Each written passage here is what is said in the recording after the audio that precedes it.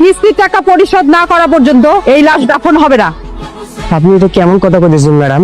আমরা সবাই চাচার লাশ দাফন করার জন্য কবরস্থানে যাইতেছি, আপনি সেই লাশটা আটকাইতেছেন? আপনি কি মানুষ? আমি রক্তে মাংসে গড়া মানুষ। লাশ নিয়ে বেশি কথা কইতে চাই না, আপনি কিস্তির কথা কইতেছেন না, এসব পরে হইব। আপা আজকে আমার আব্বা মরে গেছে, কেউ বিশ্বাস করতে পারতেছে না। আপা আমাকে একটা দিন সময় দেন, আমার করে যাইতে দেন।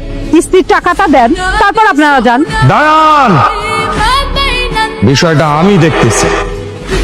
রিক্সা, আমার রিক্সা কান্না করতেছে, কান্না করতেছে। আমার রিক্সা ভাই চুরি হয়ে গেছে, ভাই আমার রিক্সা চুরি হয়ে গেছে। ভাই আপনি সাবধানে থাকবেন না, রিস্কা রেখে কই গেছিলেন? আমার শরীরটা খারাপ লাগতেছিল, এখানে একটু ঘুমাইতেছিলাম। এই গরিব রিস্কাওয়ালার এখন কি হবে? জীবন, তুমি ওনাকে কিছু টাকা দিয়ে দাও। ভাই এই 500 টাকা রাখেন।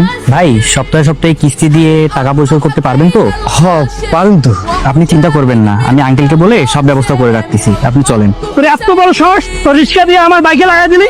আপনি বাইকে স্পিডে চালাইতেছিলেন, আমার রিক্সা লাগাইতেছেন, আমার তো হয়ে গেল।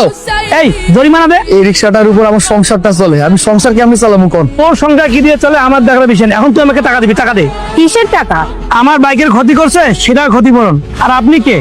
আমি এই দেশের সাধারণ জনগণ। আপনি গরিব মানুষের উপর জুলুম করছেন, এটা ঠিক না। এই যে ভাই আমার উপর জুলুম করতেছে, অত্যাচার করতেছে।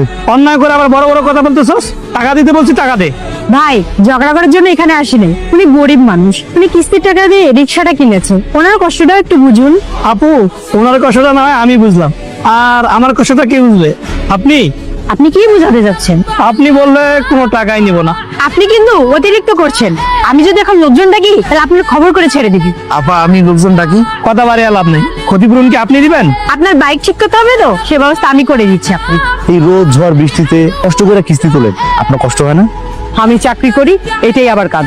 আপনার নিজে একটা সমাধান আছে, কমুন। বলেন শুনি। খায়ুল ভাইয়ের মতো একটা মালদার পোলারে আপনি বিয়ে করলে আপনার বিলাসী জীবন হইব, কোনো কিছু অভাব হইব না। আমার স্বামী আছে, আমার সন্তান আছে, আমি কেন আর একটা বিয়ে করবো?